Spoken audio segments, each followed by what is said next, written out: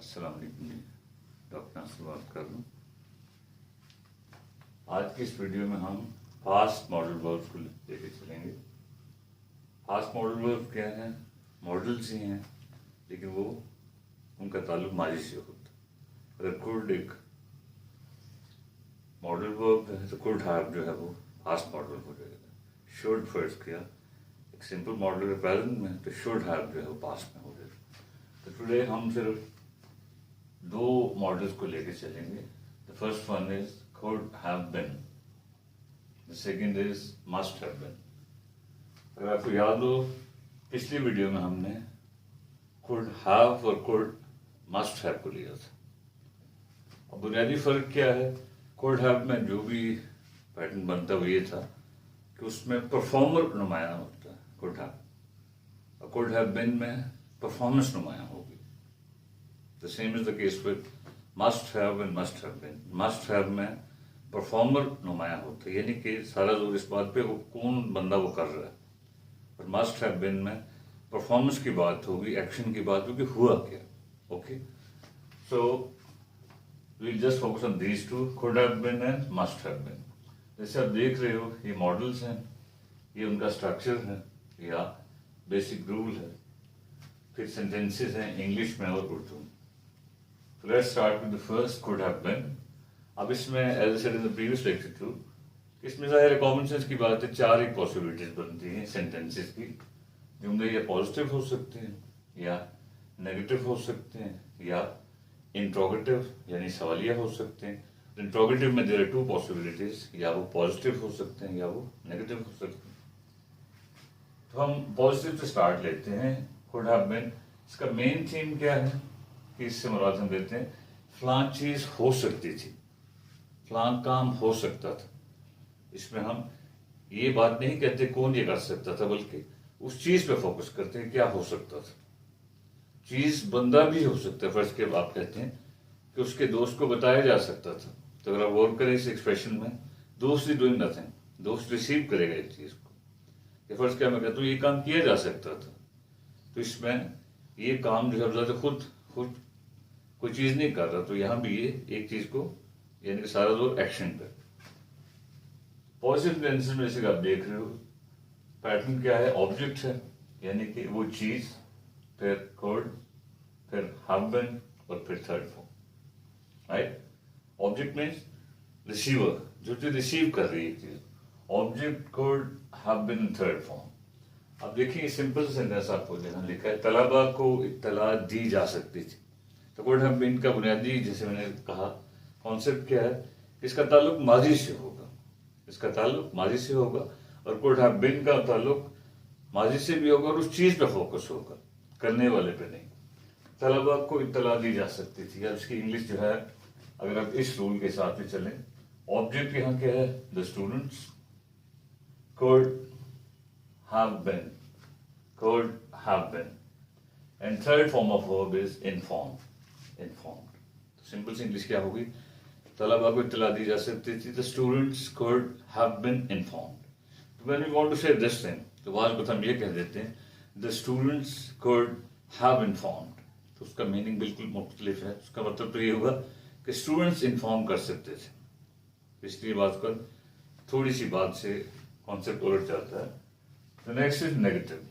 अब नेगेटिव में वही कॉन्सेप्ट है, पहले हम उस चीज को लेंगे ऑब्जेक्ट, फिर could, just after that not. ख्याल ये रखना कि नॉट ने could के फौरन बाद आना है, फिर have been और फिर third form. Right, object, could, not, have been and third form. अब इसी सेंटेंस को हम कहते हैं कि स्टूडेंट्स को इत्तला नहीं दी जा सकती थी, तो इसमें स्टूडेंट रिसीविंग एंड पे, इसलिए यहाँ could have नहीं लगेगा बल्कि could have been लगेगा। इसकी इंग्लिश क्या होगी? तलबा को इत्तला नहीं दी जा सकती थी। देखिए ऑब्जेक्ट हो गए यहाँ द स्टूडेंट्स, could, not, और have been, as I just said, have been ने नॉट के फौरन बाद आना है, have been और इत्तला देने को थर्ड फॉर्म के लिए informed। इसमें कोई मुश्किल बात नहीं। The students could have been informed। Right, इसके भी आप कोई दूसरा सेंटेंस ले लें। फर्स्ट के मैं कहता हूँ और यहाँ चूंकि नॉट था इसलिए नॉट को बीच में शामिल करना है। The students could not have been informed. अक्सर देखा गया कि लोग इसको यूं कहते हैं the students could have not been, तो वो गलत हो जाता है। द स्टूडेंट्स कुड के जस्ट आफ्टर दैट नॉट और फिर आगे have been. Okay, the third is interrogative. Interrogative में पहले पॉजिटिव सेंटेंस। पॉजिटिव से क्या मुराद है, इसका स्ट्रक्चर क्या होगा, द सेम स्टाइल। हम स्टार्ट कुड से करेंगे, फिर उस चीज को लेंगे ऑब्जेक्ट को, फिर हैव बीन और साथ थर्ड फॉर्म। ओके, फर्स्ट क्या कहते हैं, क्या स्टूडेंट्स को इत्तला दी जा सकती थी, तो देख लें कुड, स्टार्ट में कुड आ गया, फिर ऑब्जेक्ट की जगह the students, have been as it is, और third form is inform.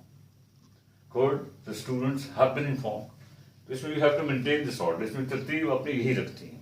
Could the students have been inform, ये इंट्रोगेटिव था और पॉजिटिव। इंट्रोगेटिव नेगेटिव को अगर आप देखें तो इसमें क्या होगा, हल्की सी चेंज आ जाएगी।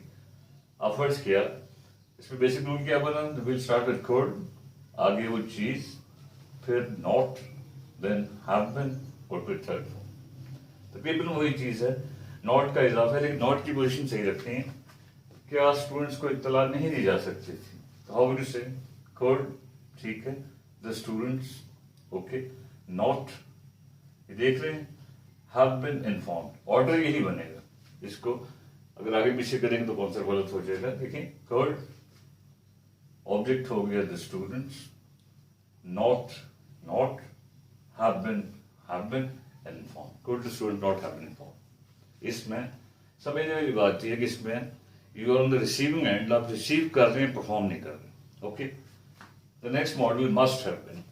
जैसे हमने स्टार्ट में कहा कि मस्ट हैव का मतलब है फलां चीज करनी चाहिए थी, उसमें परफॉर्मर नुमाया होता है। और मस्ट हैव के अगर जब बिन हो तो उसमें परफॉर्मेंस पर जोर होता है। जैसे कि यहाँ लिखा है कि फलां काम जरूर होना चाहिए था, फलां काम जरूर होना चाहिए था।